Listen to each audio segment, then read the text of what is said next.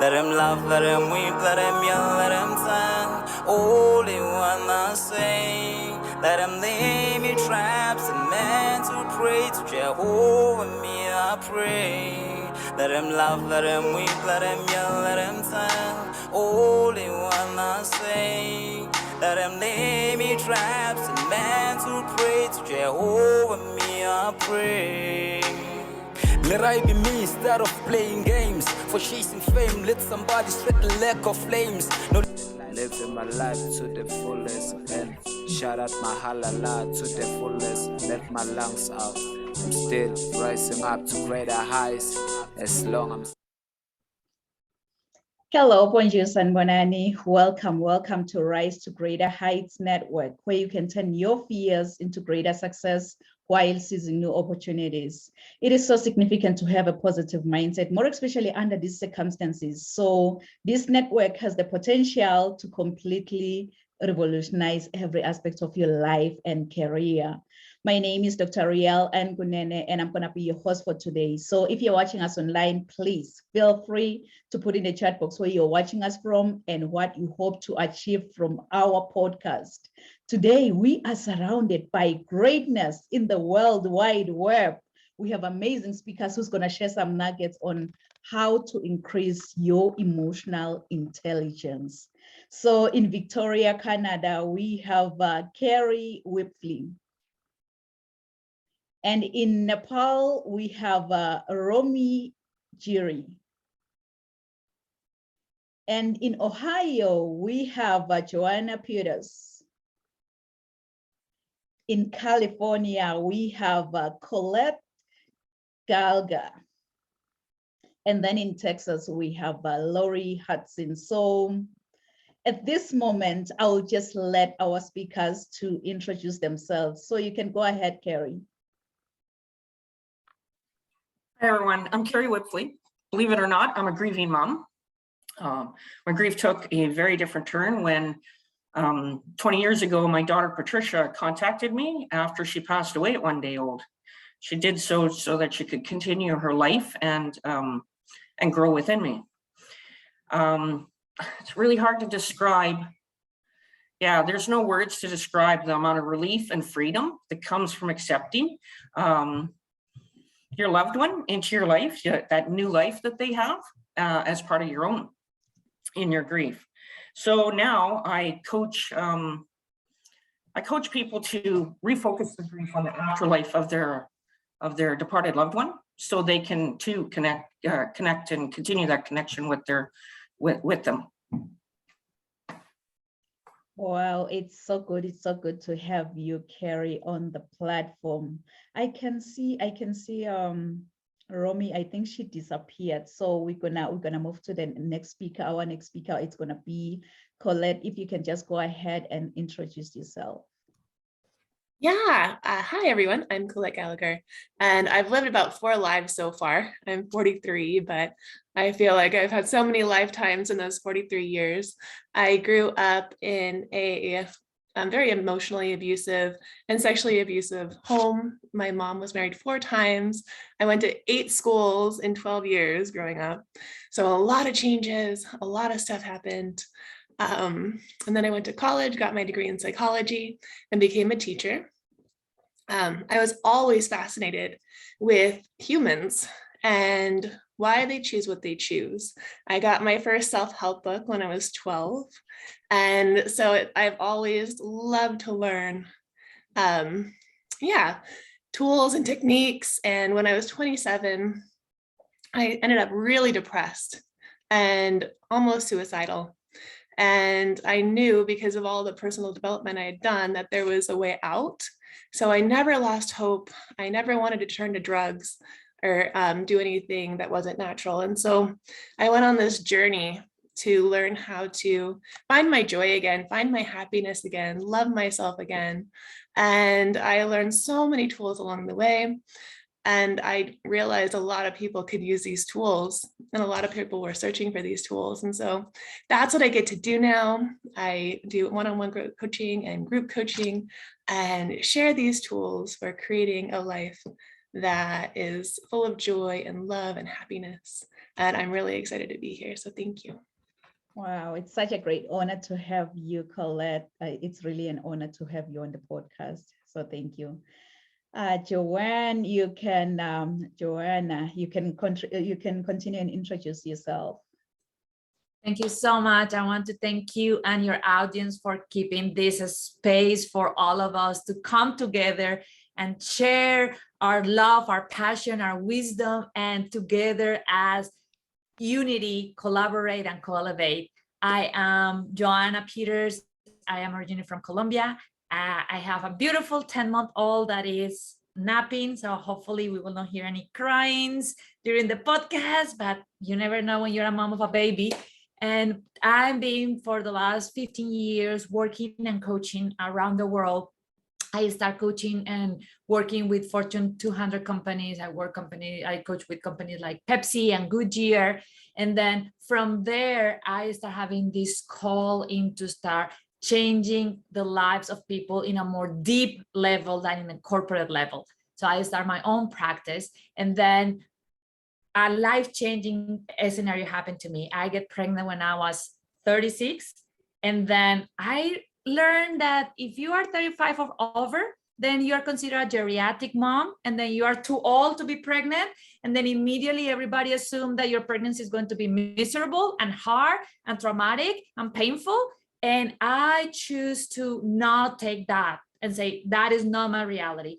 And then I spent my entire pregnancy and birth actually learning and finding things and applying things that I learned in the last 15 years in coaching and health and wellness to defy the odds and say, no, you are not going to put me in this box that because of my age, that means that I'm going to have a miserable experience bringing my baby to life.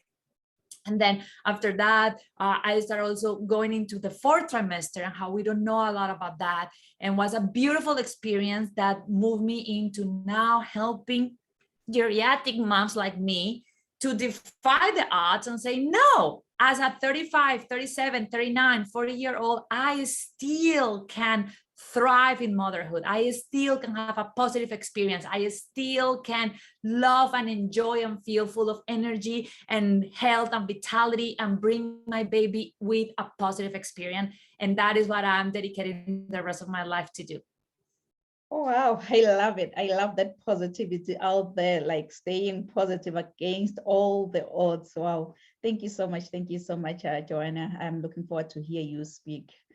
Lori, you can go ahead and introduce yourself. Hey, everybody. I am Lori Hudson. Recently, I've been dubbed, my new name is now the Happy Lady, so I'll take it. I am the owner of Happy Made Easy, and I teach teenagers and parents how to transform their relationship, going from frustration and stress to better communication, more connection, and feeling empowered that they have the tools to choose the life that is right for them. And how I got to this was I was a public school teacher for 22 years and mainly working with middle school and high school kids. And I just saw, you know, their ability to cope with stress and anxiety and just daily life was declining, especially during the pandemic. I did teach during the pandemic. And so what I was learning in my own life, I started to applying, you know, to my kids at school. And I just saw that they really like took it in like little sponges and they loved it. They wanted to do that more than, you know, obviously learn what I was teaching. And so I felt like, wow, this is a great opportunity. And I really want to be able to teach more kids. And then I started noticing the parents wanted the lessons too. So now I have a course where I teach the parents and I teach the kids, and it's the same curriculum. They're just different groups, but that way they can have better communication. They can be on the same journey together. So I'm super happy to be here and with all of you amazing ladies and all of the great things you're doing. And I can't wait to learn today. So that's it. Amazing, amazing. Thank you so much, Lori, for saying yes. So I'm looking forward to hear you speak, really. Thank you. You can go ahead, Romy. I see a double of you, Romy, so I don't know which one is which one. So you can go ahead and introduce yourself. Hello again, everyone. It's really good to see you. And thank you for the floor and thank you for letting us sharing our views, experience, and opinion. First of all, to our organizer, Dr. Riel. And introducing myself, I'm Romy Giri from Nepal, and mostly I'm recognized as a sports activist in the sectors of women, advocating women's and youth. And it has been 18 years working for the women and advocating these things through tools, using sports as a tools, and which is Taekwondo. And besides that, I became like first female Olympic speaker to my nation in 2016, representing World Taekwondo. And this is how I'm continuing the advocacy and the social impact these days. That's it. Thank you. It's such a great honor to have you, Romy. I believe by the end of your presentation, you're going to shift our mindset into sports. So it's such a great honor to have you. Thank you. So now we are going to BC in Victoria, my neighbor. I told her yesterday, I was like, Carrie, I believe you're my neighbor. I'm just like, you know, across the province, and then you're gonna be here. We're going to Carrie Whipfley. Carrie, I have a question for you. If you happen to have your own billboard, I can see your billboard. Maybe it's already there in BC. Who knows? What will your billboard say? In bold print, quite clear message: death is a distraction. I approach grief from a connected sense, much different concept. That's what would catch people's eye, is death is largely a distraction. It keeps you from connecting with your loved one who's right there, a connection that never goes. I'd also follow it up with a message, how to find the afterlife in my program, through my program, which is called Spirit and Grief. And then connection, like how to get a hold of me. That's what I would put on a billboard. But the message that I want to get across is that we are distracting ourselves with our beliefs about what we think death is. Wow. I love that. I can actually relate to that because the difference between death and life is the distraction. You say distraction, right? That's right. Yeah. Yeah. Wow. I love it. And I'm looking forward to hear more, to hear you speak more about grieving. And I love it. Yeah. How about you? Let me see. How about you, Romy? What will your billboard say? I can see it's coming down there in Nepal. What will it say? For me, as we discussed before, Come again. Let me hear you well. Oh, what will your billboard say? Your billboard. Okay. Yeah, definitely it will be about the social impact that is through the Taekwondo and other sports these days. With many of the projects I'm trying to initiate in Nepal. And like I have done various projects with a team to World Taekwondo as a gender equality for women in Saudi Arabia, Road to Champion for the orphanage in Sri Lanka, and women like sanitizers and menstruational educations for Nepal in a corner villages. So this is how we will be. I was going, and definitely I would love to have it in my billboard. Of course. It's definitely coming. How about you, Joanna? What will your billboard say in the busy highway in Ohio?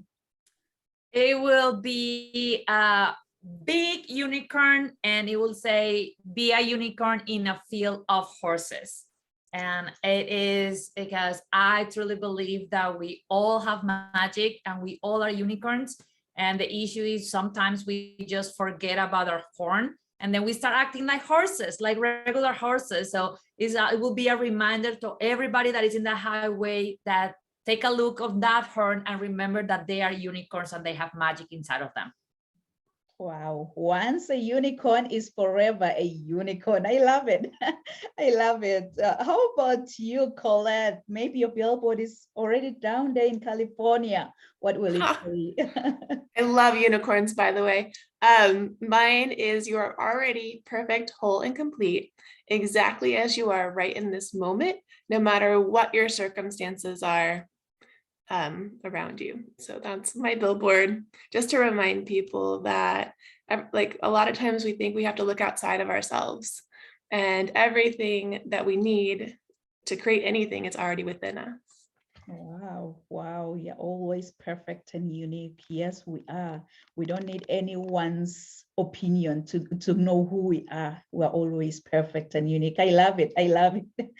How about you, Lori? What will your billboard say in that busy highway in Texas? Yeah, I-35 right there. My billboard would be pretty simple. It would be the color yellow, obviously, because I love that. And then it would just say pause, breathe, and choose. I'll say it again. Pause, breathe, choose. This is what I think is the key to happiness. We need to pause the thoughts going on in our head, and to pause all of the external noise that's going on in our worlds, and just listen within. And when we do that, then we can take a nice big deep breath, and we can change our energy, and then we can come from a calm, peaceful state, and then we get to choose and feel empowered in our lives, and not have to just be on the hamster wheel. We actually get to choose what's good for our soul. And so that would be my billboard. Pause, breathe, choose. Pause, breathe, and choose. And by the way, we have one thing in common. I love yellow too. I love yellow too. Wow, I love it. I love all of the billboards, really. So I believe mine can be the 6th billboard driving down the highway on the right-hand side. It's gonna say rise to greater heights, because you know what? The sky is no longer the limit, but the sky is now our point of view. So let's all rise to greater heights, and it's coming. It's coming. So we're gonna get started. We have Carrie Whipley. Carrie Whipley is a grief wellness coach who, through her own journey in grief, dared to trust herself to decide her unique truth in it. It was in her truth that she made her greatest discovery. Her daughter, Patricia, who passed away at 1 day old, had miraculously continued to live within her through an inseparable connection. So as the founder and CEO of Functional Grieving, Carrie is a certified health coach that focuses on grief wellness. She works with grieving parents to connect their lives with the spirit of their child, so they release themselves from suffering grief. And from 20 years of studying grief, Carrie has found that the #1 desire in common with everyone's grief journey is that they want their loved ones back.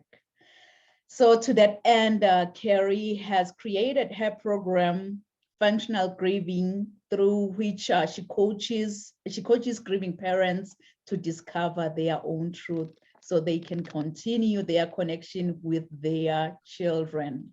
She's saying that this connection is not only real, it is very much alive. Grieving parents can see their child, hear their child, feel their child, enjoy as much time doing whatever they choose with their child. One of the fundamental ideas of the program is that there is no wrong way to grieve. There is simple and infinite number of possibilities to choose from. Functional grieving is a direct way to narrow them down to what works specifically and best for each individual. So kings and queens, please join me and welcome Carrie Whipling. Hi, everyone. Okay, so narrowing down in grief is through emotion. That's a tough process. Anybody that's grieving knows that that's a tough process. It's phenomenally difficult, and probably a lot of people think it's impossible. But I'm going to show you, I'm going to try to demonstrate to you how this concept of emotional intelligence is actually at play already. You already have this at play. It's not an extra effort. You don't have to go looking. You don't need advice or leading. It's there already. It's part of your innate system, your presence, I'll put it that way. Emotion, I'm going to go over what I believe emotion is. I'm approaching this from a very connected perspective. Emotion is internal guidance. It's love. It's what we're attached to. It's what we value. It's for our greater good. That's our soul will always find this. It's raw emotion. Now, by raw, I mean, if anyone's ever been burned or fallen off their bike, scraped their knee, that rawness, that sharp pain, that keeps you ultra aware, open, and exposed. That's what I'm talking about. And there's nothing more intelligent than that.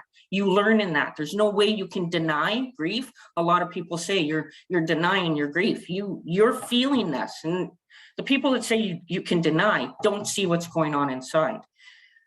While we're going through this constant state of emotion, we're utilizing through our mind, body, and spirit, where this innate power is focusing, like this constant search we have for, like, that's our awareness in grief.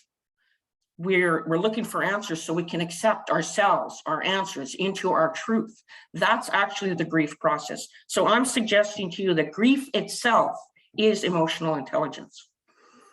I'm going to go over some of the realities of grief just to show you how that rawness is maintained for a reason, because it is pointing to the connection to your loved one.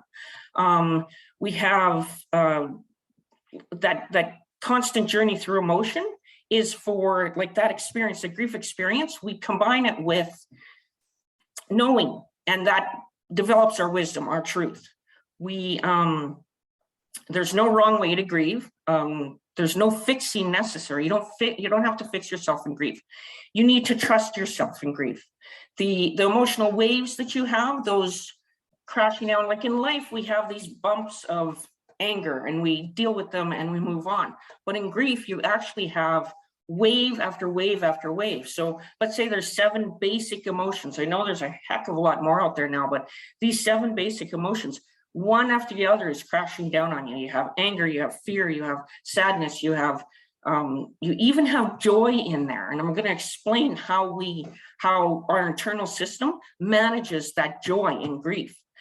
We have this innate management system, this power. It's through comfort zone. It's sort of a protection mechanism. We develop a comfort zone. So throughout life, we'll get challenges, and we'll choose 1 or 2 emotions that will be our go-to. So if you approach your grief as with your comfort zone, well, like mine was anger. I was angry right away. I was angry that this happened. I was angry at God. I was angry at the world. I was angry at everything, the doctors, everything, and especially myself. That was my go-to emotion. Everything that came in it was about anger. So when I felt joy, and there were moments of joy, her presence came in. When that came in, I started to doubt it. I started to fear it. I started to question it, seriously question it, and question myself in it. When I started to question myself, again, I became angry. When I questioned myself about, like, because I had anger right away, I didn't have sadness. So my my second emotion became guilt, because I wasn't sad right away, I was angry. But that was within my comfort zone, and that does protect us. That's an innate management process.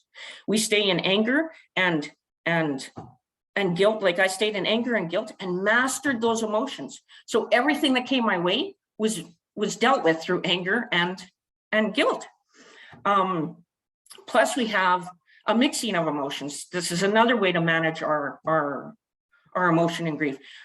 Rather than having anger and guilt, it's combined and it comes across as frustration. So now I'm dealing with one thing rather than two, and that's that innate process to protect us. So we're not overwhelmed. It actually decreases the intensity, gives us ease in that rawness, ease in that connection. It maintains that rawness though, and that you get, it's nothing but chaotic in grief.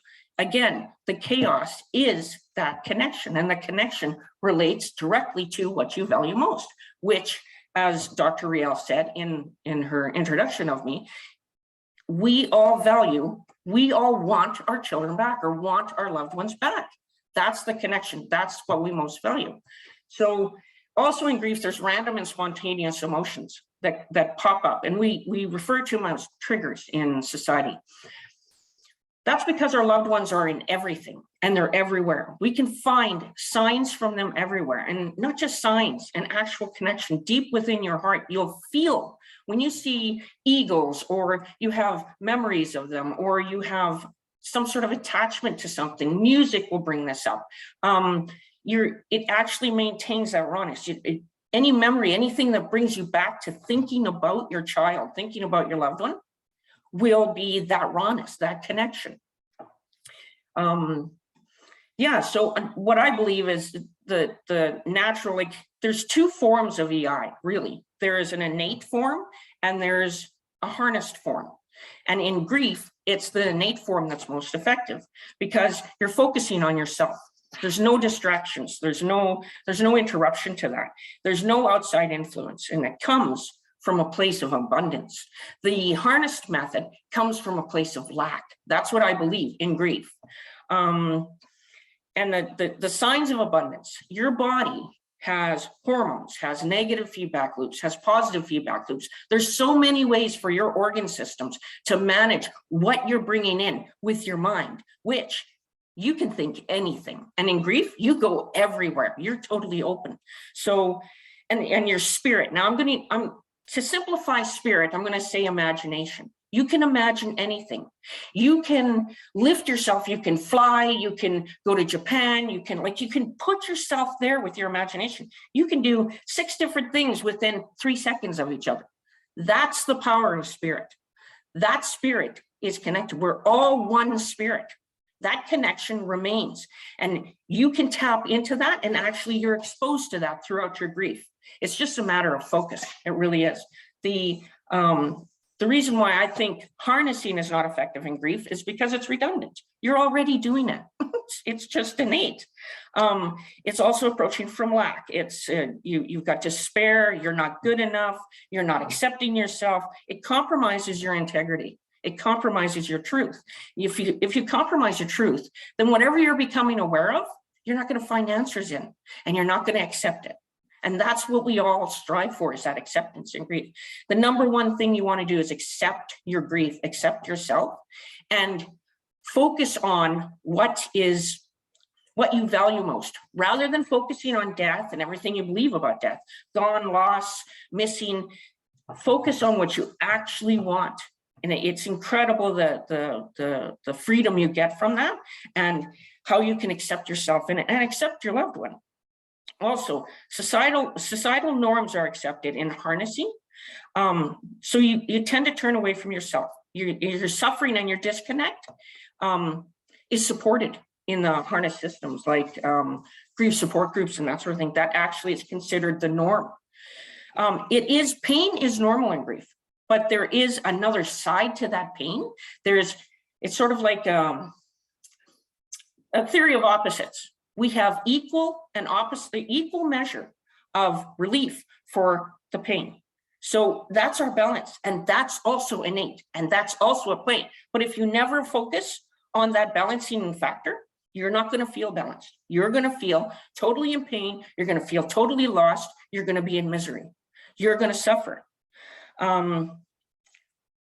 Yeah, and that's pretty much my my take on it. It's trusting that emotional intelligence is who you are. And in it, you get the rawness to connect you with your loved one. Wow, Carrie. Oh my goodness, just drop the mic. You know, you've shared all the nuggets. You've shared all the nuggets on how you can heal from grief. You've mentioned that you should focus on what you value the most instead of focusing on death. Because yes, pain is inevitable, but really, if you choose to focus on what you value the most, I believe that's the most effective healing. And you also mentioned that self-induced limitations equate to self-harm. How can we really increase our emotional intelligence? Yes, we have our emotional intelligence as a fundamental birthright, but how can we increase our emotional intelligence? Thank you so much, Carrie. Like, you've shared some nuggets, and I felt like, you know what, I'm just healing as you speak. I'm just healing, because really losing a loved one, it's like you've just lost the whole world around you. Anything else doesn't matter. You just want to be with them. I know, I'm talking from experience. I've recently lost my sister. I've recently lost my niece. It took me a while. I haven't healed yet, but through podcasts like this, I am healing. Through your messages, I am also healing. So thank you so much, Carrie, for sharing such a profound, much needed message. Thank you. Thank you, Riel. This has been wonderful. Thank you. So now we are going to Nepal. We have Miss Romi Giri. Miss Romi Giri, who is also known as a sports activist, is a fifth Dan Taekwondo practitioner, national referee, and Nepal's first female Olympic speaker. She is a former United Nations young leader and the ceremonial ambassador for the World Taekwondo and the Rio Olympic Flaming event, which was jointly organized by the United Nations and the International Olympic Committee. She is currently a sports administrator and a consultant for Nepal's Ministry of Youth and Sports. Furthermore, she graduated from Seoul National University with a master's degree in sports management, Dream Together master program, and simultaneously she holds a degree of Master in Business Administration. So kings and queens, please join me and welcome Romi Giri. Thank you. Thank you for the floor again. Hello, everyone. So I hope my introductions was okay to understand, not very long. Anyway, basically, yeah, what I would like to start with is be you, and the world will learn to adjust with yourself, and be your free soul, so that there is nothing to be afraid of losing, and accept what comes your way. I believe that can be the key ways to handle the emotional intelligence. And while shortly I will be talking about how the scenarios of emotional intelligence can play the vital roles in our life, in our professionals and career development. Firstly, I would like to go with the simple introductions that in general, emotional intelligence is ability to know, feel, and all about emotional corporations in between, inside and outside, inside the human minds, and how you portray and without harming, or a proper way of delivering and behaving is considered generally as a emotional intelligence, and generally emotional intelligence is also developed in a person. It is believed that by a birth, but I don't think by a birth emotional intelligence can be, but I believe it is a process of growing through the many experiences that every individual faces in a human, as a human beings.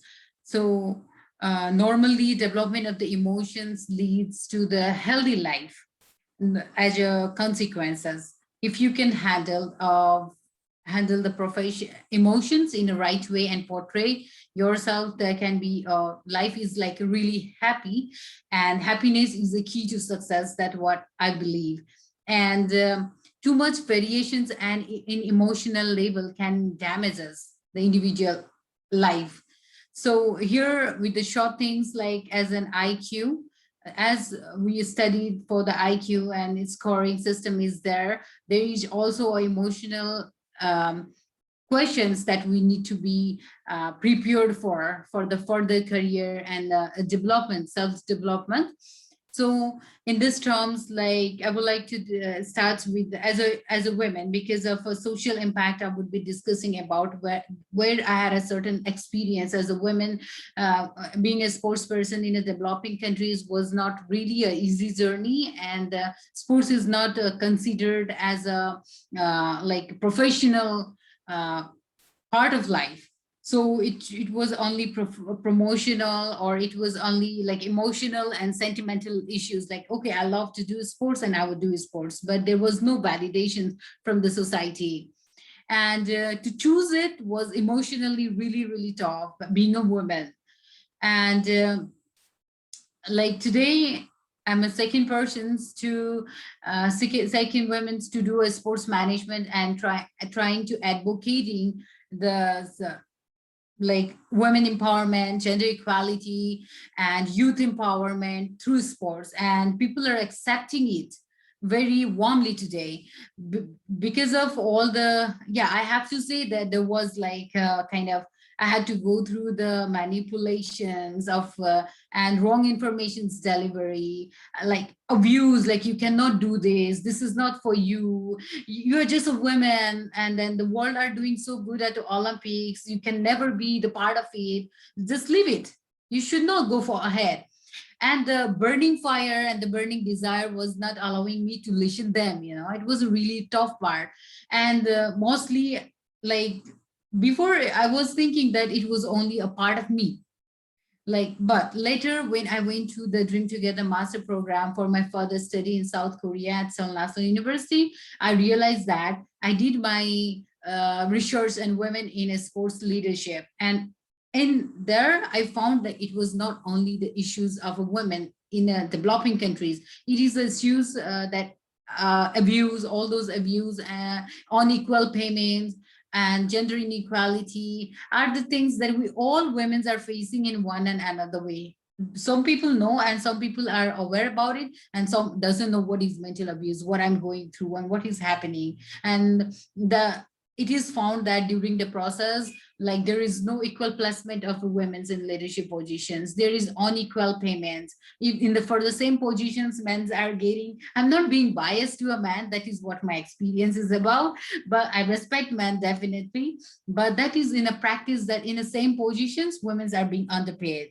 Women's athletes are being underpaid or they're ignored, and nobody cares about their emotions and sentiments, that if they like sports, if they want to continue with the sports, and with so many things. And there was no harmony, like there's no harmony, and there's only then ignorance. And it was really hard to accept, like why people are like that, why they doesn't have a time to listen me, why they don't want me to do something. And like it's a feeling of loneliness, and it was really a hard journey for me to go through. But after that, I have to say that I maintained my equal level of emotions throughout the process without any, I was angry, but I could not get angry with the senior, like decision makers, Many of the time they cut off my names from the like seminar that I had to supposed to attend, from the anything. And then I was like, mad at that time inside me, but I couldn't say anything to them because I was junior, and like I don't think that speaking at the time would be a right and my voice would be addressed. But later on, currently the situations has been very, very different. People are really positive about the sports, and they are I'm getting a very positive feedback. They're trusting in women's and their leadership positions. Before that, women's are not for women's are for kitchens. They cannot handle the things outside. And now the scenario are different, and they want me to teach the sports to their kids. And I believe that has been a beautiful examples to the society, and how the emotionally you should be mature, how anyone should be emotionally balanced throughout the decision makings, taking like how to handle the anxiety, tensions, and angers. Firstly and shortly, like controlling emotions is not a joke. Like we get mad and we grasp through the passions, but if we can control, we are the master. Everyone are the masters of that our life. So acceptance, number one, the major key is accept what comes your way for every young generations. And I believe it helps to the everyone, like how to handle the like emotional imbalance. Ups and down is a part of life, and the more we accept it and the more we keep going on it, possibilities is definitely possible. And many beautiful examples are there, as I said, where this like beautiful part of the societies, there are beautiful world, beautiful people, we should focus on them. There is so many things after exploring the new things. There are so many beautiful things that is on the way to process. So I will like to like say at last, but like, yeah, be a free soul and do whatever you love, and love whatever you do. Definitely that will let your emotion be balanced, and life would be balanced and beautiful. Thank you. Wow, Romy, oh my goodness, thank you so much. Like when you were touching those points where you felt like the pay has to be based on gender, I've witnessed that. I've witnessed all of what you are saying, that a woman is made for the kitchen, not to be out there in the community, being involved in sports. I've witnessed that. So I believe like your culture is almost close to my culture, and it's really happening in our cultures. You've mentioned, I was taking notes when you were talking, you've mentioned that we shouldn't let other people's opinions stop us from going confident in the direction of our dreams. Like you've decided, like, you know what, I'll just go for it. If the people around me are not supporting me, but you decided to go for your goals in sports, and here you are today, you are an athlete, and you keep on climbing higher. You've also mentioned that you will have to maintain our level of emotions, which will be emotionally balanced. What a profound message around emotional intelligence, Romy. So thank you so much for sharing such a profound message with us. Thank you. Oh, wow. I can see our audience. I always recognize our audience watching, joining us on the live broadcast. So we have Mariah watching. She's saying, wow, Mona gets on grief. I believe she was commenting on Kerry's message. And we can see Varun watching. Welcome, Varun Mewade. Bomi Kumalo is watching, Mayetlo MB is watching, Mzoake is watching. So thank you so much to our amazing audience. If you haven't shared this live broadcast, please feel free, share to your networks as much as you can, because you may never know that you are just saving that one soul who just need to hear this message and increase their emotional intelligence. So go out there, share this message, like, comment, ask questions, and we're going to attend to your questions at the end of the podcast. And if you haven't also subscribed to our channel, Rise to Greater Heights Network on YouTube, you better go there, because you don't want to miss this. The live streaming will not be available after 48 hours. So the YouTube one, you're going to have it until like you feel like, you know what, I'm done with the replay. So go out there, subscribe to our channel, and turn on your notification button so that you don't miss any single moment we post a new video in there. So we're gonna go to Ohio. We have Joanna Peters. Joanna Perez, believing that everyone has a magic inside them. Joanna is known as the unicorn coach and the founder of MomFit, which is a program with a holistic approach for moms and moms to thrive their motherhood and reconnect with themselves again while winning in their goal of having a healthy family. So deeply intuitive, she empowers other moms to see and experience their own magic.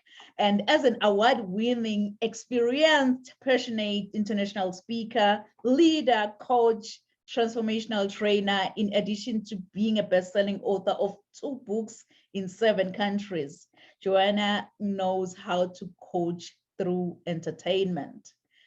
Fun with a capital F, that's what she believes in, and is able to bring all that knowledge and wisdom into motherhood world. And being a mom herself, having a wild baby, got pregnant thanks in big part to health living with wild feet for 4 years. Going through pregnancy, the sometimes scary and dark 4th trimester. Yes, I know, I've been there. And the ups and downs of becoming a mom, she is ready to hold your hand and remind you that you are not alone. As a mat and aerial yoga teacher, Joanna incorporates more than 15 years of experience in well-being, in how to live a holistic, fulfilled life. She has coached over 8,000 people in 4 continents and 25 countries. Incorporating many of her skill sets, she loves to support her clients with a deep and holistic approach by including yoga, meditation, and self-awareness exercises in her challenges. So as a conscious female leader and mom, she loves to help women claim their motherhood, starting by regaining health on all levels. Wow. So kings and queens, please join me and welcome Joanna Peters. Thank you so much for that lovely introduction. And the first thing I want to say is how blessed we are right now to have such a beautiful team that is going to be giving us wisdom nuggets around emotional intelligence from all different aspects of life. Because usually what happens is you have people that are talking pretty much about the same, but the beautiful thing about what Dr. Real is doing now is you are going to have at the end of this wisdom from different perspectives, from passing our loved ones to teenagers, to regaining our own self-confidence, from sports, from the part of motherhood. So if you actually think about it, the 6 of us are actually covering from conception all the way your life until you transition to the next chapter. So I'm very honored to be here with all of you and add a little bit onto this conversation. So the first thing is, what is emotional intelligence? What is emotional intelligence for you? And that is something that I think that is important for everybody to stop and answer, because sometimes we just jump into talking about the topic and without realizing that emotional intelligence means something different for us. Because yeah, in general, it's all about managing emotions, but how we manage our emotions depends a lot into what Colette was saying before, how we were raised, how much trauma was in our life. Like the regulation and the ability of somebody to manage their own emotions, to have emotional intelligence, coming from a house that had both parents, that had emotional support, is completely different than the one of somebody that went to trauma, that had a missing parent. So the first thing that I want to invite you to do is actually be unapologetically about your reality. What is emotional intelligence for you? What is emotional intelligence means for you? And I want you to do this exercise. As you have that definition, start thinking on scale 1 to 10. How do you feel right now about your emotional intelligence? How do you feel right now about your ability to cope with emotions? And then in these emotions, I'm going to tell you about 5 things that are important in emotional intelligence. The first one is self-awareness.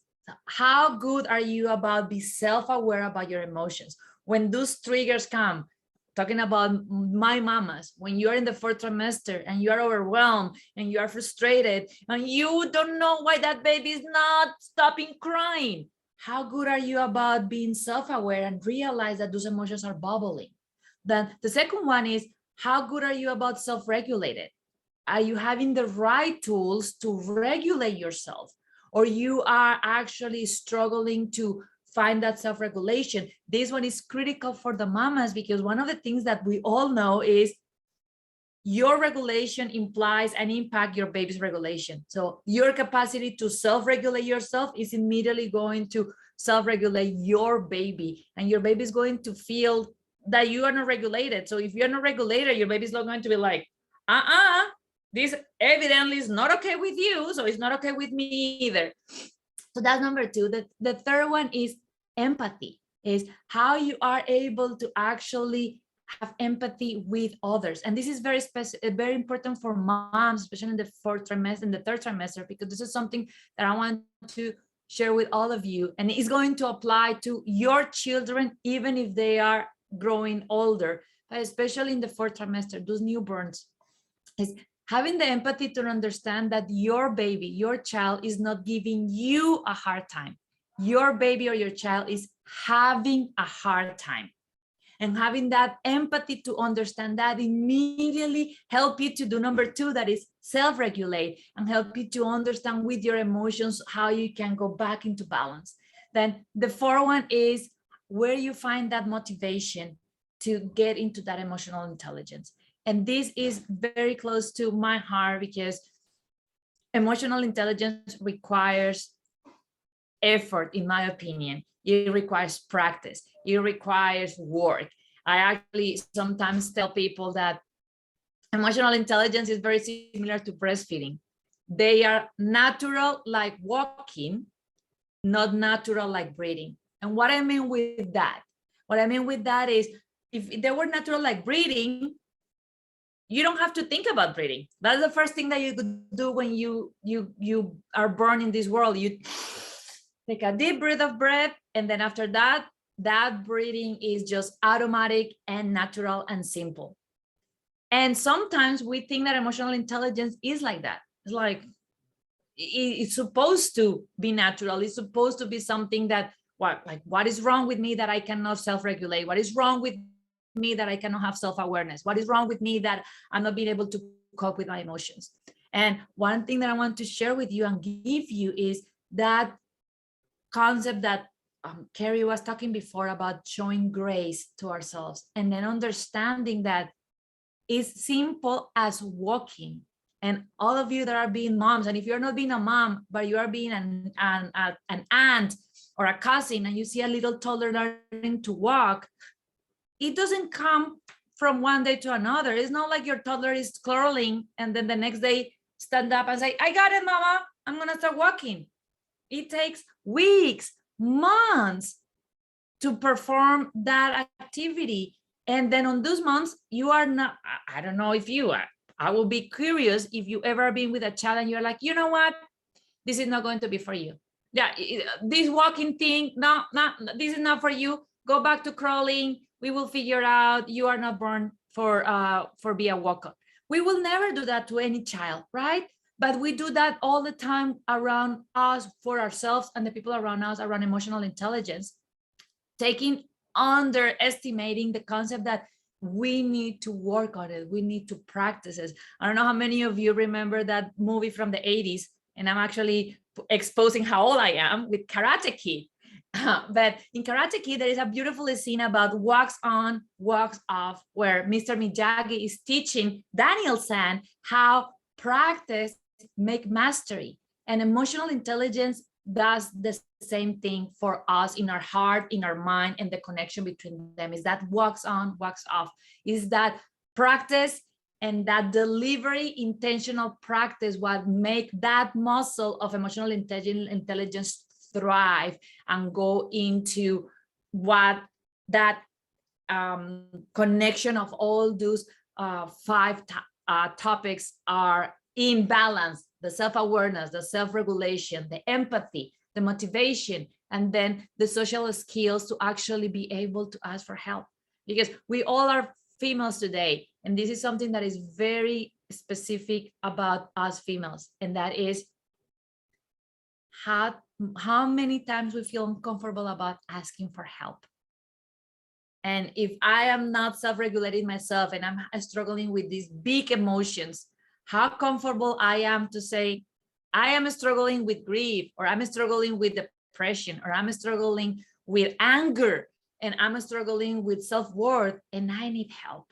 So how we do that is if we are able to pause and understand that this is something that requires practice. There is nothing wrong with you if you are not figuring out this every day. If there is nothing wrong with you if after 5 years, 10 years, 20 years, 30 years, 40 years, you still have work to do. That means that you are human. I always tell my clients, my mamas, the day that you decide to be perfect, that's the day that you die and release to go to the heaven. I believe in heaven, because I believe that we are in this plan right now to learn and to learn lessons and to keep growing and to keep improving. And I think that when we stop that process, there is not a sense to be living anymore. And one of the things that I'm passionate about emotional intelligence is that skill, that muscle is one of the most powerful muscles that any person, especially any mom, can do to support their postpartum journey. And I want to share that because one of the things, and I know Dr. Real was saying, I remember the 4th trimester, 2 things that blow my mind about motherhood are, the first one, not a lot of people know about the 4th trimester. People think about, I'm pregnant, I give birth to my baby, and that's it. Everything is good. And then that 4th trimester is create and is important because that is a time where both you and your baby still think that you are one. Your baby and your body don't realize that you are separate.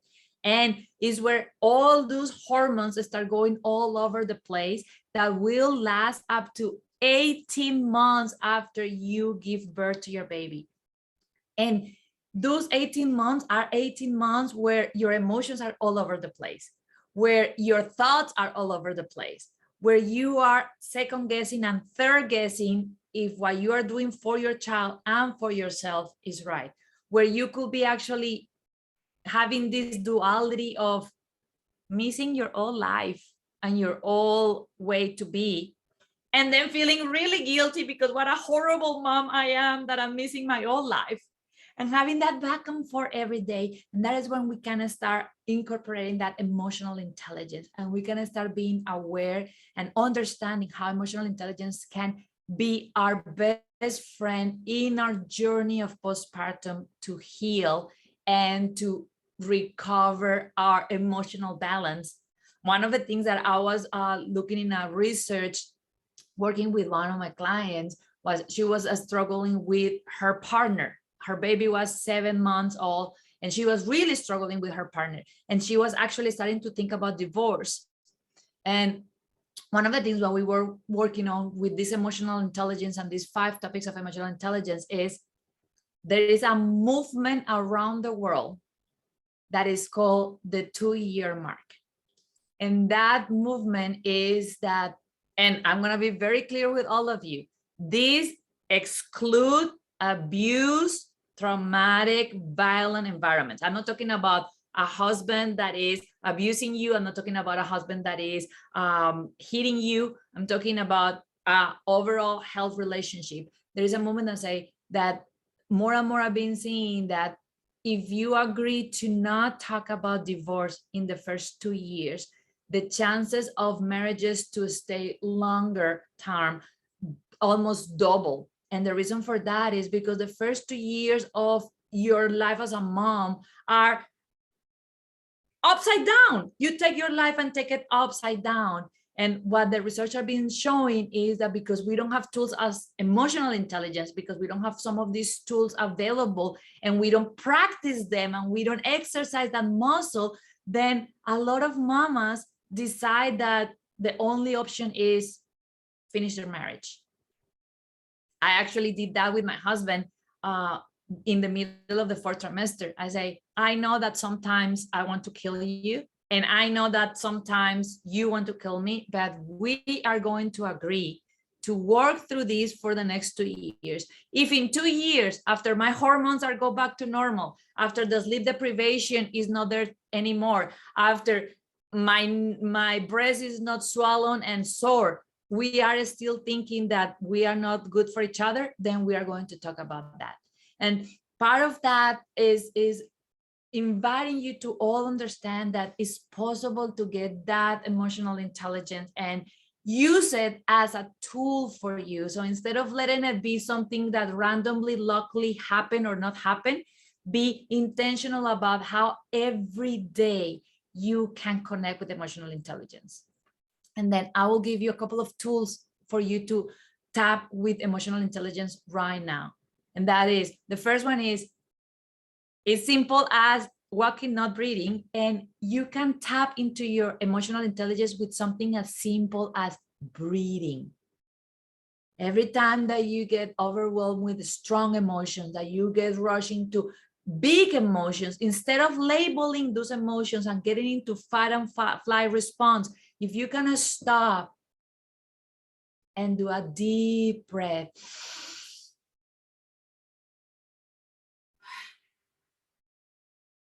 and then do another one. Those breaths, those long exhalations are sending the message to your brain that you are safe, that there is no danger, that there is not need to rush the cortisol. And from a place of safetyness, you are going to be more capable to assess the situation and the emotions. Then the other tool that I'm going to give you before I finish is using your brain. BRAIN is an acronym that we use in the realm of motherhood and pregnancy and birth, and is very helpful for emotional intelligence. And that is, B is for benefits. So when you are in the moment of a strong emotion, a different emotion, emotion that is triggering you, what are the benefits of this emotion? What were the benefits of these emotions in the past? Because if I'm having this emotion right now, that means that in the past, this emotion gave me some kind of benefit in my life. Then R is for risk. What is the risk of me doing this emotion and feeling this emotion? And then one of the things that Carrie was saying before is allowing yourself to have all emotions, and don't push ones and say, oh, these ones are good, these ones are bad. What are the benefits and the risk of any emotion without jumping into labeling if that emotion that you are feeling is good or bad? I actually feel that big part of emotional intelligence is understanding that there is not good or bad emotions. Is what we do with them what makes the label. And then the A is for alternatives. What is an alternative emotion that I can tap into right now? And I will give you a black belt tip here. One of the most powerful emotions to get into regulation and self-regulation is gratitude. So even in the worst time of your day, of your week, of your month, if you can breathe and tap into one thing that you are grateful for, that will immediately help you to actually balance out into alternative. Then the E is, what is my intuition telling me about this emotion, about this self-awareness, about this self-regulation, about the empathy that I'm feeling or not feeling. And then one of the most powerful and sometimes the most challenging for us females is nothing. What happens if I don't do nothing? What happens if I don't keep fighting this emotion? What happens if I don't try to move from being sad to be happy because I'm supposed to be happy? What happens if I just stay with emotion and let it flow through my body to give me the gift that needs to give me and to allow me to learn what I need to learn? That BRAIN acronym plus the breathing are two simple tools that every single one of you can implement right now. even if you are not a new mom or a mom to be. And if you are a new mom or a mom to be, these are tools that are going to hold your hand through the process of your birth and your postpartum, your fourth trimester, to make sure that you have the experience that you and your baby deserve. Don't let the lack of emotional intelligence steal from you those pressure moments.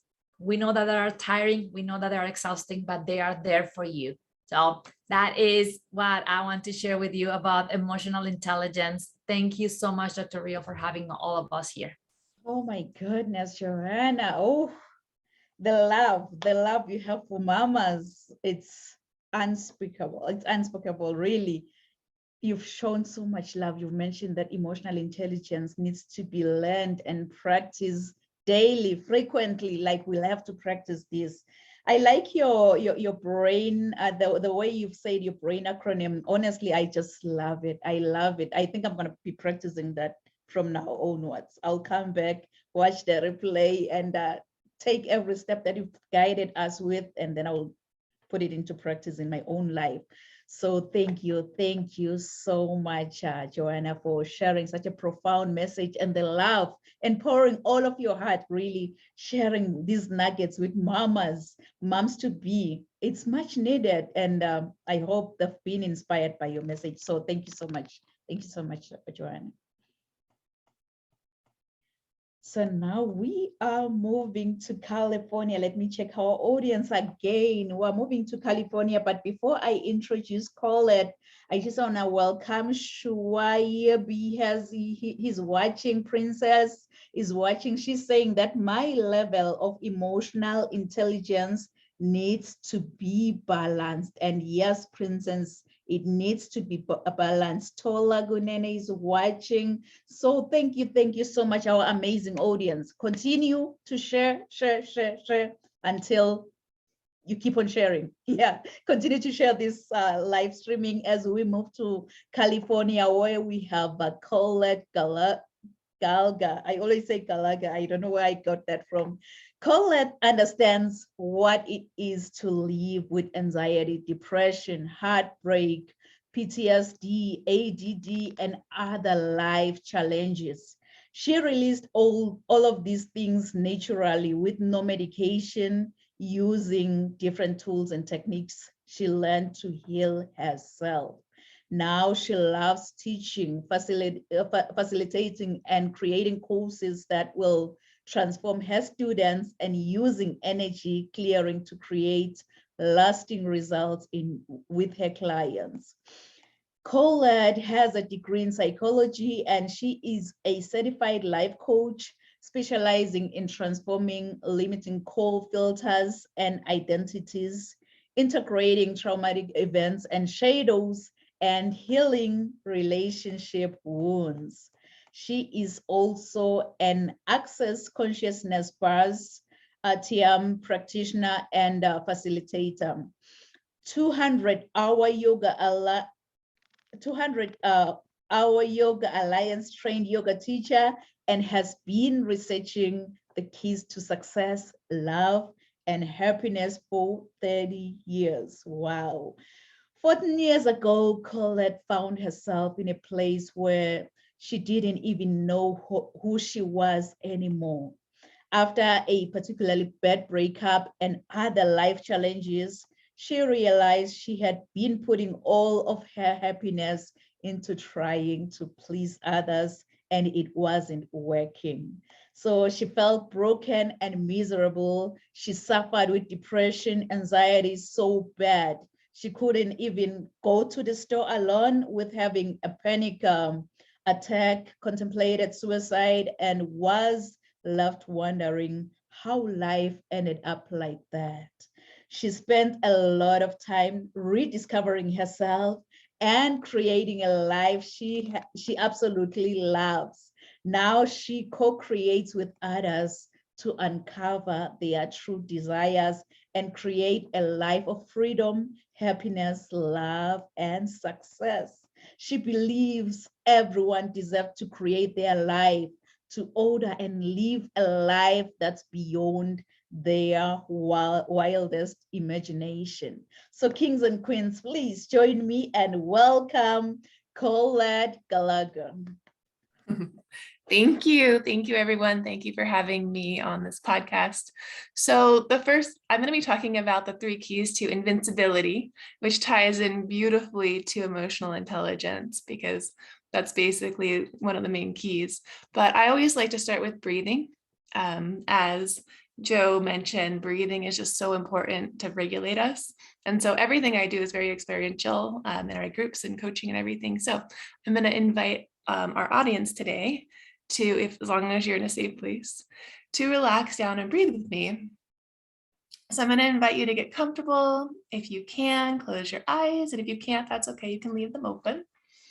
But we're going to start to tune in to our chest area and notice our breathing.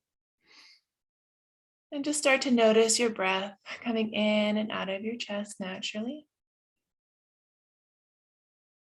Noticing your heart beating if you can. Just noticing the effortlessness of your body, how it's always functioning, your breath, your heartbeat. There's nothing to do in this moment, getting present with yourself.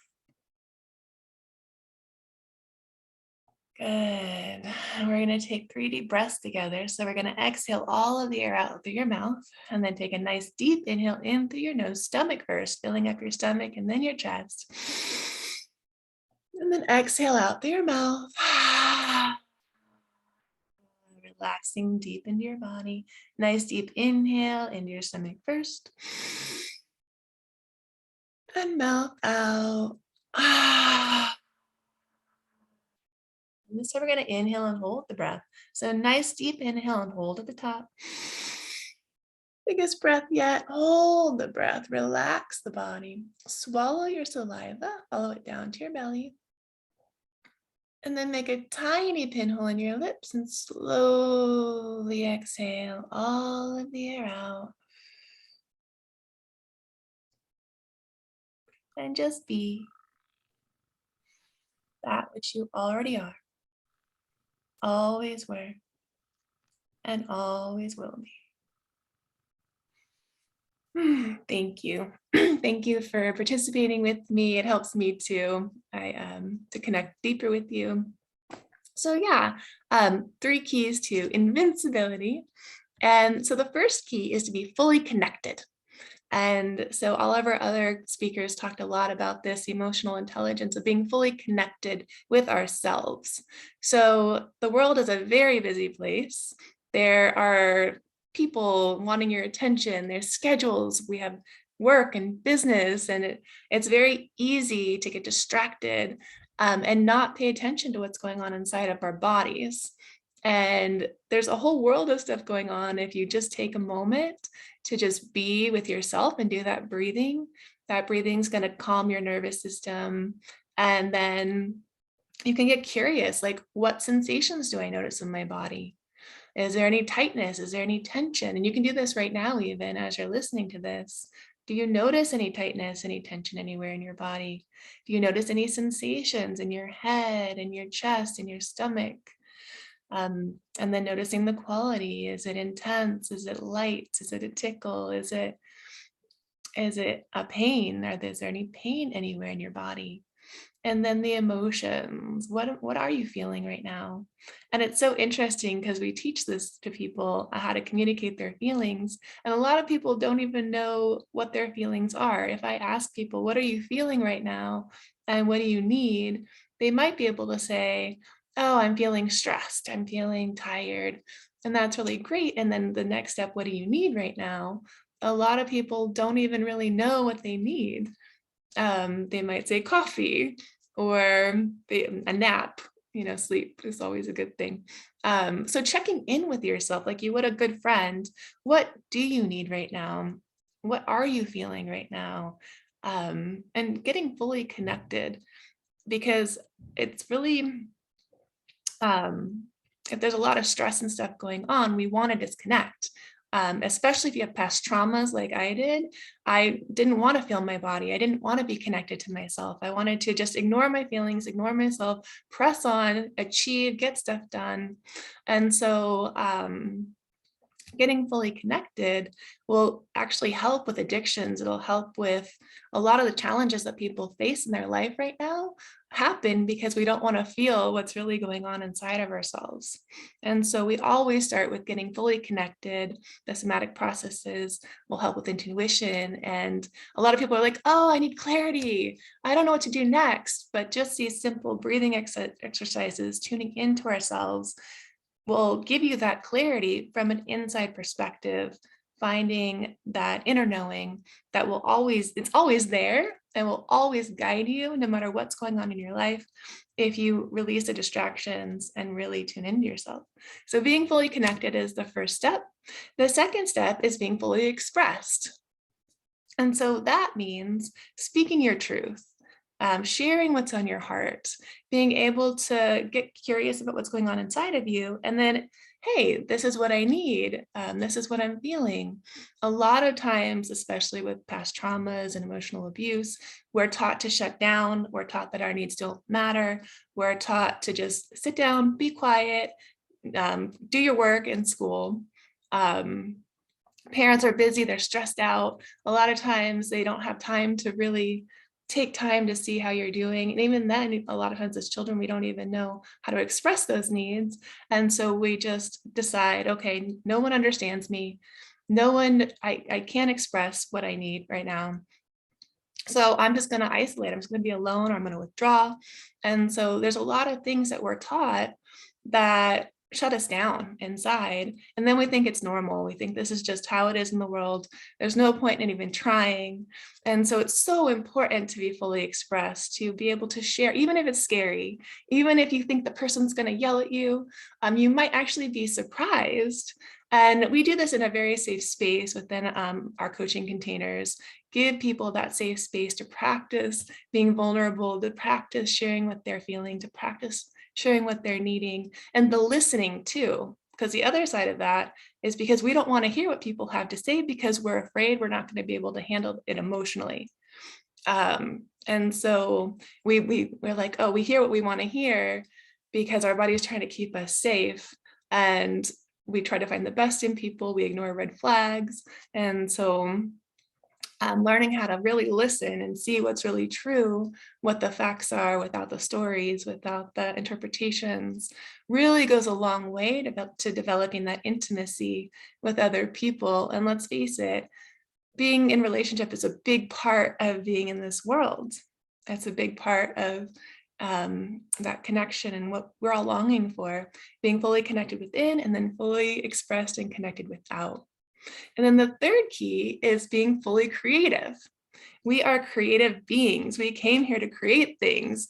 When we're little kids, we're always drawing and painting, and we don't care what it looks like. Or we go out and we want to play sports. We don't care if we're good. We don't care what we look like when we sing. That's our natural state of being. And so as we get older, we decide that what other people think about us is more important than how we feel about ourselves, and how what we're not creating just for the fun of it, because we get so scared of what people are going to say, or people are going to judge us, or we're going to get in trouble somehow for expressing our creativity. And this could look any way. It could be in a business. We don't want to go out and put ourselves out there in business, make our videos, go to the meeting, speak in the meeting. It shows up in relationships where we're not creating powerfully with our partners. And then with art, I mean, we're just very creative being, and we create in lots of different ways. And so when you are fully connected, when you are fully expressed, the creativity that's always there, it's always within you. We just block it, but it just flows out naturally, and then creation just feels effortless. And so that's what we really do inside of our coaching containers. It's what I do with my one-to-one coaching, is get you to this place where you're just expressing, you're just creating, you're creating because it's fun, and there's a flow that happens. when you connect to this deep why. And a lot of the coaches here have talked about their whys, and it's from this really aligned place. And once you're connected to that big why, then the action just takes care of it itself. It's like, oh, well, what do I need to do here to create this? What do I need to do here to have this to be created in the world? And we're inspired, we're creating from an inspired place, from an abundant place, this natural abundance that's within us already, that's just blocked a lot from all of this programming. And so I love helping people deprogram, get to that inner abundance, that inner vibrance, that inner knowing. So if this is interesting to you, if you want to learn more, feel free to go to my website, ColetteGallagher.com. Our coaching containers are called the Core Encounter. And so you can go to the Core Encounter. So the THE Core, CORE Encounter, and I'll put it actually here on my name so you guys can find it, but it's the Core Encounter ER.com.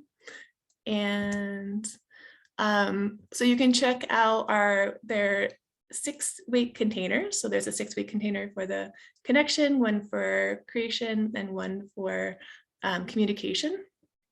And then we also have a live event coming up at the end of June. The Inner Coaching Academy is our Facebook group. I do live trainings in there every week. That's free.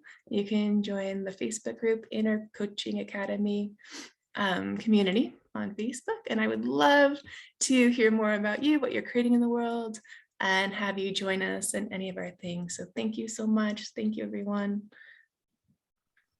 Wow, thank you so much, Colette. I hope our audience will just reach out, jump to you, and get all these amazing things that you have in store for them, the coaching and everything that you are doing. You've mentioned that we'll have to get fully connected by releasing our distraction and fully tune into ourselves. We'll have to express ourselves, because you know what? We are the creative beings in this world. What a profound message. And honestly, I believe that our audience have been moved by your message. And thank you so much for dropping these nuggets. They are much needed, Colette. So thank you. Thank you so much. So now we are moving to Lori. Lori, and once again, our amazing audience. Before I move to Lori, let me check who is watching. I can see Stella watching. I can see Anthony watching. Shuab. Stella is saying that what a way to get focused with all these breathing techniques. Yes, we connected to ourselves today. So our amazing audience have been really, really motivated. And thank you so much to our amazing speakers. So we have our final speaker, but not really final because I'm gonna speak, Lori Hudson. Lori Hudson, after 20 plus years as a teacher in public education, Lori noticed her students were having a harder time coping with stress, anxiety, and daily life challenges. At the same time, she was on her own journey of finding true happiness within, and she realized that there are 3 keys that are easy to learn. So she began teaching them to her students and realized more people needed to learn this. The pause, breathe, and choose method was born. And now she teaches parents and teens these methods in small groups, virtual settings, to help them go from stress and frustration to lifelong happiness, deeper connections, and feeling empowered. So kings and queens, please join me and welcome Lori Hudson. So yes, I am Lori Hudson, owner of Happy Made Easy. And today I'm going to really focus in on anxiety and what it is, why we get it, and then how to manage that. And a lot of it has to do with what's already been said here. I am so happy to be a part of this group because we are all pretty much saying the same things, but we have different entry points into it. And whatever is that you can connect to the most is fantastic. So I just love the abundance of knowledge here and this community. And I just think it's awesome. So anyway, so let's get into what is anxiety. So according to the American Psychological Association, anxiety is an emotion that's characterized by feelings of tension, worried thoughts, and physical changes, like increased blood pressure, headaches, fatigue, things like that. And so what does this really mean in like our real lives? So you might feel restless, that energy of like, you can't get calm. You're always worried. Maybe you have trouble focusing. You're irritable. You're having trouble sleeping or eating. Yeah. So that is what anxiety is. Yes. And you might be wondering, so why does this happen? Okay. And so that's going to bring us to number 2. Why do we get anxiety? And it's because it's a protective mechanism. So your mind wants to take over and protect you from possible danger that it's perceiving. And most of the time, this is something that happened back in your childhood. It could be something traumatic that happened in your childhood, and the situation in the present is triggering that. It could also be something as simple as you were, feeling left out at a birthday party. And your mind is seeing that these two things are the same because you were hurt, okay? And your mind wants to protect it. So when the mind feels hurt, it's gonna kick in this sympathetic nervous system to protect us, okay? And so your body takes over, and then you have physical reactions like the fight, flight, or freeze. Those things show up. So, and that feels like panic, worry, headaches, high blood pressure, increased heart rate, you're irritable, or, you want to get away, all the things. Yeah. So our 2 big key takeaways right now is anxiety is when that mind kicks in and wants to protect you, and it's in that overdrive. And then that nervous system kicks up and it's trying to protect you from danger. And so the body's going to react. Okay. So let's get into the how, because that's like the meat of, what I'm teaching today. So how do we manage these things? So first, your mind is in that overdrive and kicking in that sympathetic nervous system. So the 2 things we want to do is stop the mind and calm the nervous system. Okay. So to stop the mind, what we want to do is we want to pause. And this is what I teach in my course. You want to stop all of this outside information, and especially you want to stop all of those thoughts. You get on that hamster wheel of all the thoughts. Okay. And so a really great way to do that is just by knowing that your mind is going to go to that. Your mind is going to do that. So just the awareness is fantastic. Yes. So just the noticing. And there's lots of exercises that you can learn to do this that are really easy. And when you practice, when you're calm or about to go to bed, or when things are good, when you're practicing those exercises, you'll get really good at pausing your thoughts. Okay. And then the second way to deal with anxiety, and this is the big one that we're going to really focus on today, is managing that nervous system. A couple of other people on our session today have already talked about, that emotional intelligence, noticing those thoughts and getting that nervous system from that, I call it crazy energy or frantic energy. And what we want to do is we want to calm it down. Okay. So we want to go from the sympathetic nervous system, which is that fight, flight, or freeze. Yeah. And we want to come down to the parasympathetic nervous system. And this is the one that is that grounded feeling, that calm feeling, back down to what we call normal feeling. And I like to use the image of a tree. Okay, so everybody picture a tree, picture a tree, picture a tree, like a big tree. Yeah. So our sympathetic nervous system feels like there's a storm and you're the leaves of the tree. You're the branches and the leaves. Yeah. And each leaf is is fluttering and trying to figure out the way. Yeah.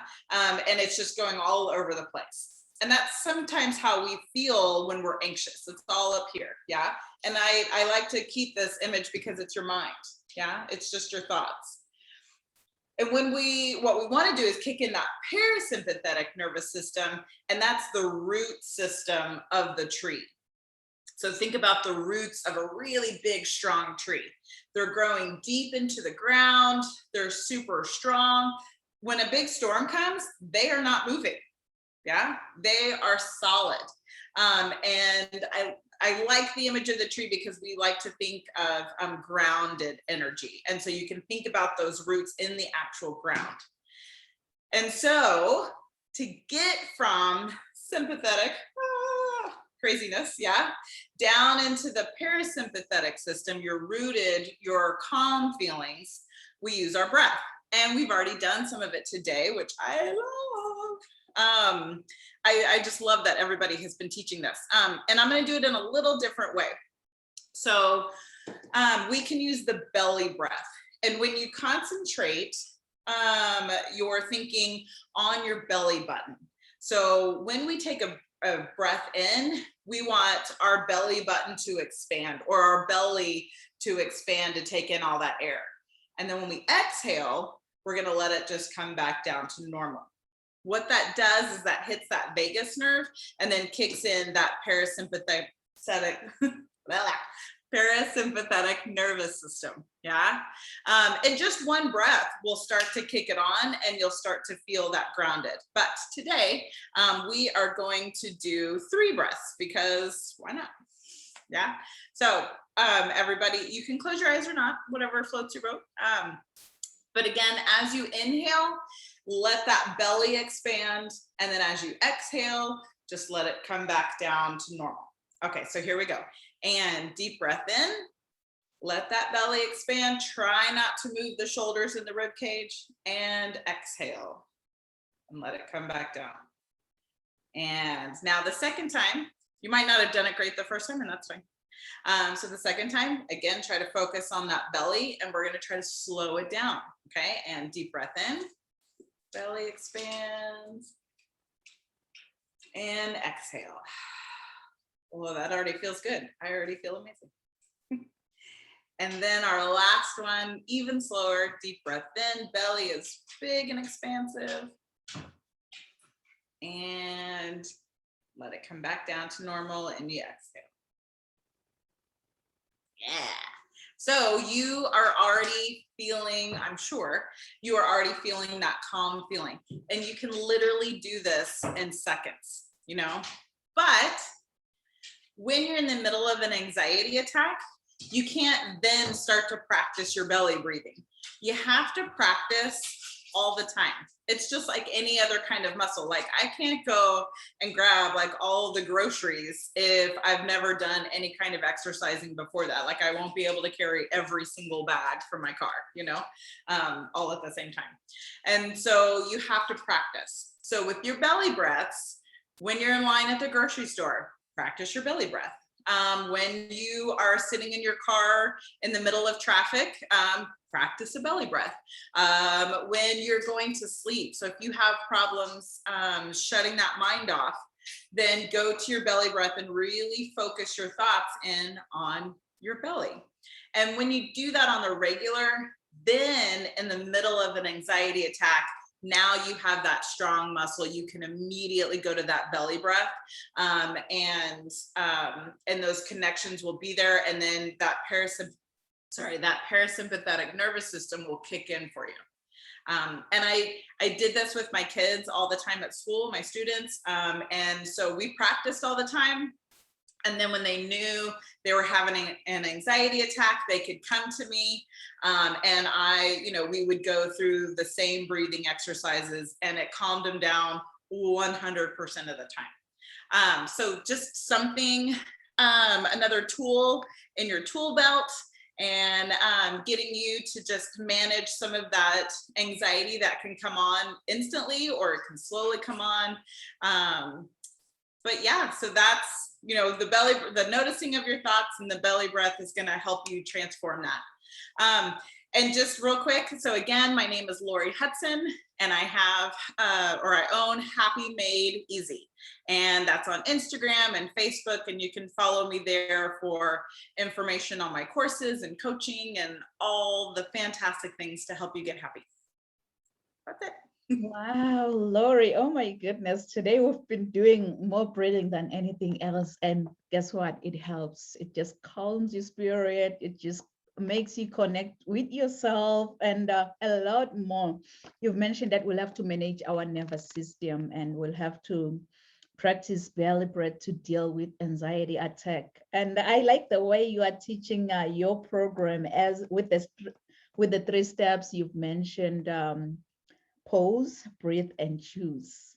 I pause and think about what's happening around me. I breathe, and then I choose to live happy. That's what you've been teaching us today. So thank you so much. Thank you so much, Lori, for sharing a profound, much needed message. And I believe that your message, it deserves the whole day, but you know what? We are on a very, very limited time. So thank you so much. And I believe that the audience will reach out to you. So thank you, Lori. All right, so to our audience online, I know we are going up above our allocated time. I can see our audience online. I can see Carla watching. Welcome, Carla. She's saying that I am loving all the speakers and their messages, and I can see Viola watching. So welcome, welcome. And to our audience online, please feel free. If you happen to have any questions to any of the speakers today, please drop your questions on the chat box, so we'll attend to your questions at the end of the podcast. So before we wrap up the podcast, I'm just gonna share some nuggets as well. So before I speak, I'm just gonna share my bio, and then I'll come back and speak, and then we'll take it from there.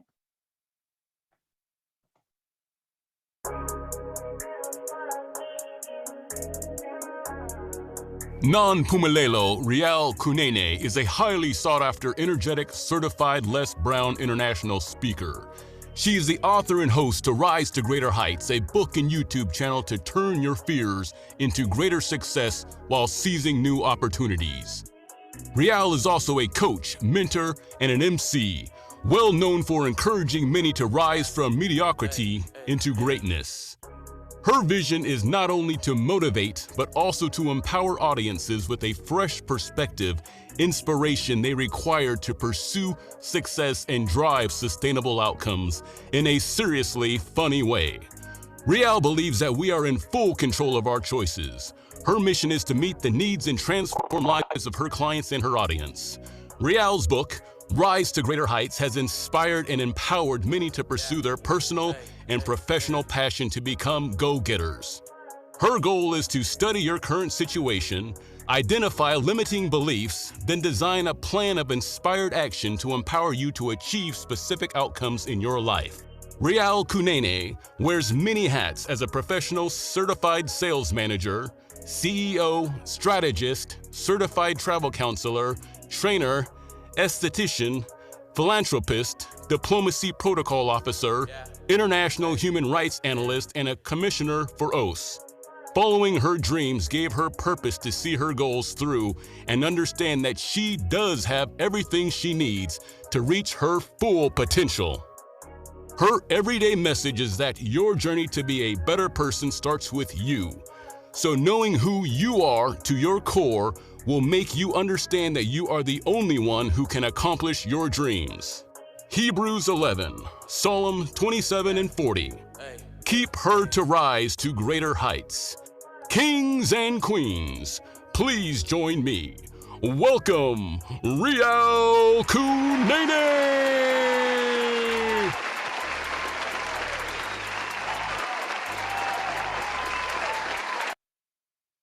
Thank you so much. You know, all of these amazing speakers have already, honestly, they've shared all the nuggets that you want to hear about emotional intelligence, and they've set the bar high for me. So I'm not too sure if I'm going to be able to to fit in their shoes today, but I'm gonna try. I'm really gonna try. Please write this down, good people. Increase your emotional intelligence. Increase your emotional intelligence. Let me straight up here. If you wanna be in a leadership role in your life, there is an emotional element you need to consider. Emotional intelligence has to do with one's ability to both recognize and control your emotions. Like Carrie mentioned, that self-induced limitations equate to self-harm. So those possessing a high level of emotional intelligence have a connection with themselves because they know, they are aware on their own emotions, as well as the ability to recognize, relate to, and influence the emotions of other people around them. And people who excel in their own emotional intelligence can be easy to recognize since they know what they're feeling and how these emotions can affect the other people around them. So good people, all these amazing speakers have shared some nuggets really on emotional intelligence. So this is a wake-up call for you to increase your emotional intelligence. It's a wake-up call, but when that alarm clock goes off, please don't ever hit the snooze button. Don't be like, I will wake up in the next 2 minutes. I will wake up in the next 4 minutes. You know what? Forever is a long time. Why don't you wake up, get going, and increase your emotional intelligence? Because the most effective leaders are alike in one crucial way. They are aware of their strengths and their weaknesses and strive for continuous improvement. It was Romy who said you should be emotionally balanced. Emotionally balanced. And most people make mistakes around emotional intelligence. Why? I'm glad you've asked that, because they don't acknowledge their own flaws, don't even learn from their own mistakes. Perhaps they are unable to delegate or at least understand what's going on with other people. Good people, you really don't have to see the whole staircase in life, but you'll have to take the first step to get to the top.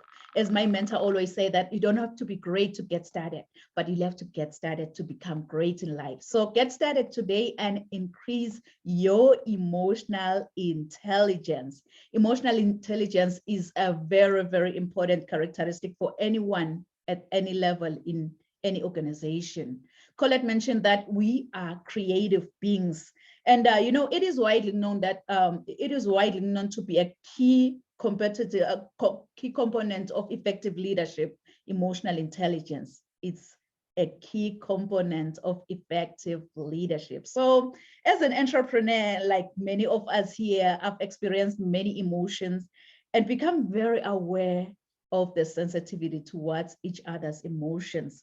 Like my everyday book says that a fool vents all his feelings, but a wise man holds them back.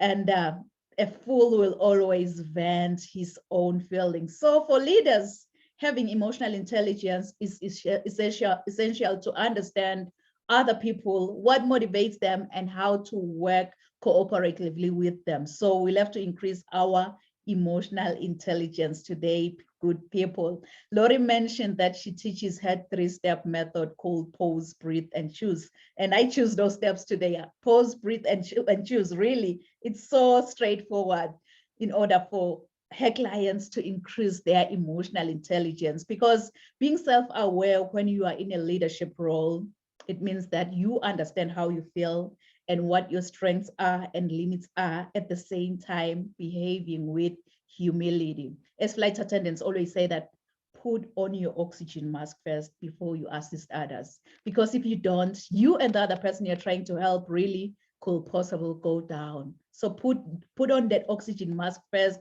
on yourself. You know, when it comes to relationship management, empathy is what allows you to put yourself in other people's shoes, and being able to recognize the feelings and viewpoints of others without judgment at all. Emotional intelligence is a trait that can be developed to determine your business success. Joanna mentioned that emotional intelligence needs to be learned and practiced frequently. Fortunately, emotional intelligence can be improved. It can be improved to build a collaborative performance culture in your workplace. You know, good people, it's so funny how my mom and dad gave me this beautiful, beautiful name, Nompumelelo. I know many, they have challenged saying my name, but Nompumelelo in my own language, it means mother of all success. So you can see that I am really, really challenged to chase after success. No matter what comes my way, I'll have to chase after success. If I may ask you, how many of you have dreams and goals that you want to achieve maybe in the next 6 months? I know myself, I am one of those people. I want you, as you think about your dreams and goals, to put this down. Rise to greater heights. Rise to greater heights, because you need to be clear about your career goals in order for you to gain guidance on professional development. So as a coach or as a mentor, my goal is so simple. My goal is to study your current situation, identify limiting beliefs and other potential obstacles that you might be facing, and then design a plan of inspired action to empower you to achieve specific outcomes in your life. You know, it's so funny, like all of these amazing speakers, really, I'm trying to digest all of the amazing messages that they've shared today. So I came to realize that, you know what, we'll have to be hungry. We've got to be hungry to learn more about increasing your emotional intelligence. You've got to be hungry, like the hungry lion in the jungle. Really, that hungry lion in the jungle, if you look at it, it doesn't matter what kind of animal comes his way. It doesn't matter if you're that giant elephant or that small squirrel by the jungle. All that hungry lion sees in front of his face is lunch. And I believe that's the lion mindset that we need in order for us to increase our emotional intelligence. If you look at the elephant, they always run when they see a lion. It's all about the mindset. Once you believe, you become. They already told themselves that, you know what, I am attached to that lion. So each and every time when I see a lion, I'll have to run. So that's the mindset that we need in order for us to increase our emotional intelligence. Our amazing speakers here shared all the nuggets that you need, because I believe that we all rise together, and we rise by lifting each other up. And it's like today, it's a coincidence because we are all queens and we're only here to fix each other's crown than to tear anyone down. So good people, go out there and watch the replay again, over and over again, until you are tired, because you'll have to increase your emotional intelligence. Please, please write this down. Write this down in conclusion. Resilience to greatness. Resilience to greatness. And I know you've heard this over and over, that your setback is your setup for your comeback. Your setback is your setup for your comeback. So if I can be honest with you, I don't know what goals you've set for the next 6 months. I don't know what dreams you have for your future, but here is one thing I know about you.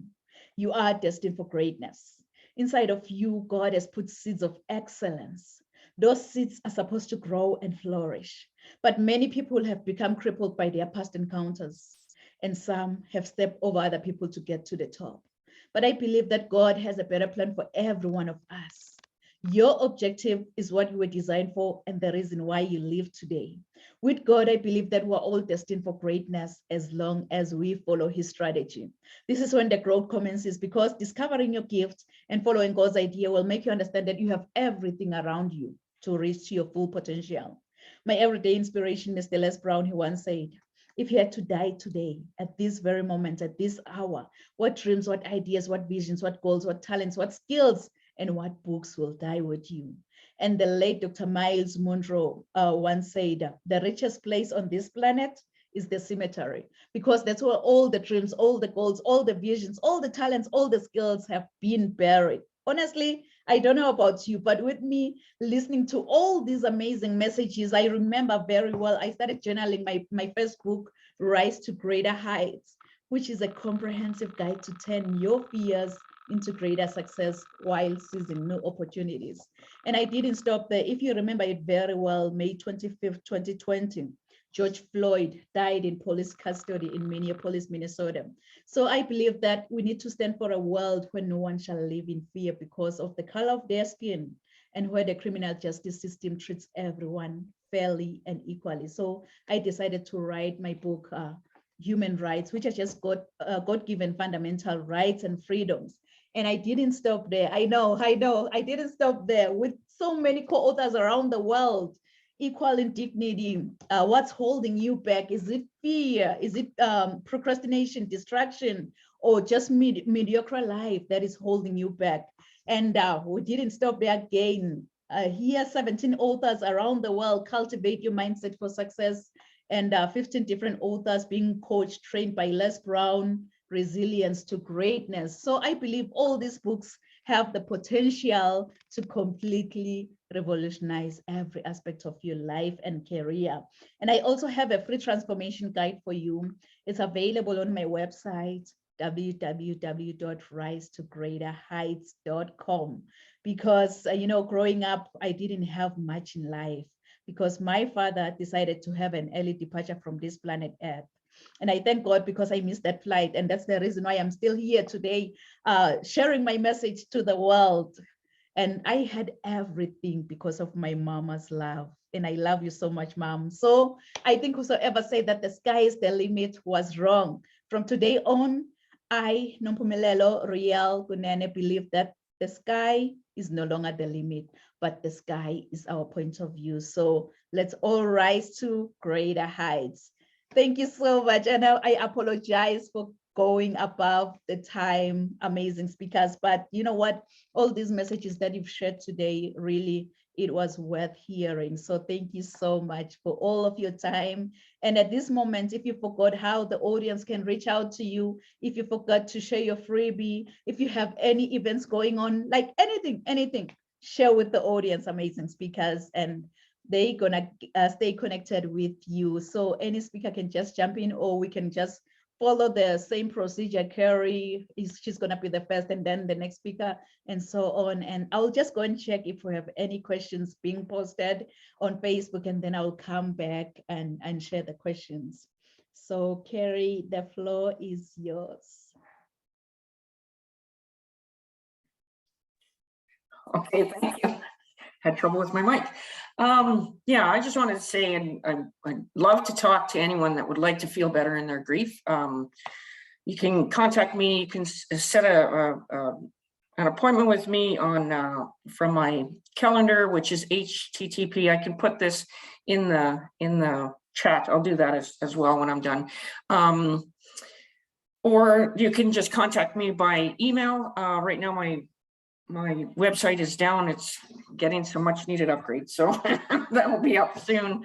Or you can add yourself to my Facebook under Carrie Whipfley, and you'll get information about my upcoming workshops that'll be free, and how to connect with me, and my ideas are all on there as well. But let's enlighten your grief. Let's refocus. If that's what I can show you, shed some light, and you will feel better. One conversation with me, I promise you'll feel better. And just closing, I want to say grief is your emotional intelligence. It is, you can trust yourself in your grief. Remember that where there's emotion and where there's pain, there's connection. You get to decide what that connection is in grief. You may think you lost your world in grief. Just imagine rebuilding it in connection. Let me show you how to do it. Thanks for listening, everyone. Thanks again, Riel. I really appreciate this. This has been wonderful, and it's wonderful hearing from all of you as well. Wonderful, wonderful information. I don't know how people can't be helped by this podcast.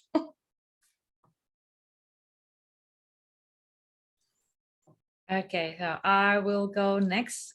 And for me, if you are a mom over 35 and had a little bit of a unicorn rebel in yourself saying, I want to defy the odds and I want to have this pregnancy and this birth and this entering motherhood in my own terms, not in the terms of statistics and numbers, please reach out. My gift to you today is, if you follow me in Instagram, that is my set at Joe Unicorn Mama Coach. If you follow me there and send me a DM, I will give you a 30-minute free talk with me so I can learn from you. I can learn where you are, what do you need, and then learn if we are a good fit. So if you are a mom over 35 and are ready to win the marathon of motherhood, just follow me on Instagram at Joe Unicorn Mama Coach, and let's connect and let's do some magic together. Love it. Yeah, so if you're ready to feel super empowered, ready to feel in your creative flow state and manifest everything you've been asking for, even if you're suffering with anxiety or depression or you know, things seem overwhelming, there's big life changes, reach out to me. The Inner Coaching Academy Facebook group is free. I do free training in there. Please join us. And then the Core Encounter is in my name. That's our group coaching program. And we do offer free 30 to 1 hour calls to get to know you, to see if that's a good fit. No obligation, just giving you value, experience. So I'd love to hear from you. And I am Lori Hudson with Happy Made Easy. And you can follow me on Facebook or Instagram at Happy Made Easy, just all one word. And I do have a free class coming up. It's a free 60-minute workshop. I've got one coming up on Saturday morning at 9 a.m. Central and Monday afternoon at 3 p.m. Central. And this information's on my Instagram and Facebook as well. But I am helping parents how to set up a really good summer with a teenager living in your house.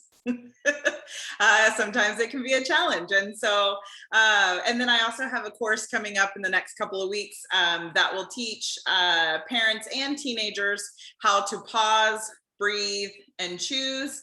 That is my 3-step method to happiness. And it just gets them better communication, more connection, and then feeling empowered. Wow. Thank you so much, amazing speakers. So I believe our audience will reach out to you really, because once they miss this opportunity, they will never ever get it. So they will reach out to you. So thank you, our amazing speakers, our amazing audience, for joining us today here at Rise to Greater Heights Network, where you can turn your fears into greater success while seizing new opportunities. I hope from all these messages, from all these amazing speakers, you've been inspired, you've been motivated, and you are ready to rise to greater heights. So do join us next week at the same time, same place. Thank you. Merci. Siyabonga.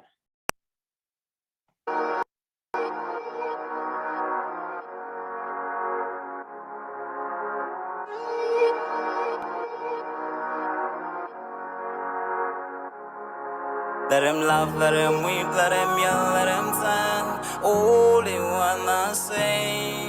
Let him lay me traps and men to pray to Jehovah, me I pray. Let him laugh, let him weep, let him yell, let him sing. All they wanna say. Let him lay me traps and men to pray to Jehovah, me I pray. Let I be me instead of playing games. For chasing fame, let somebody sweat the lack of flames. No, living my life to the fullest and shout out my halala to the fullest. Let my lungs out. I'm still rising up to greater heights as long as I'm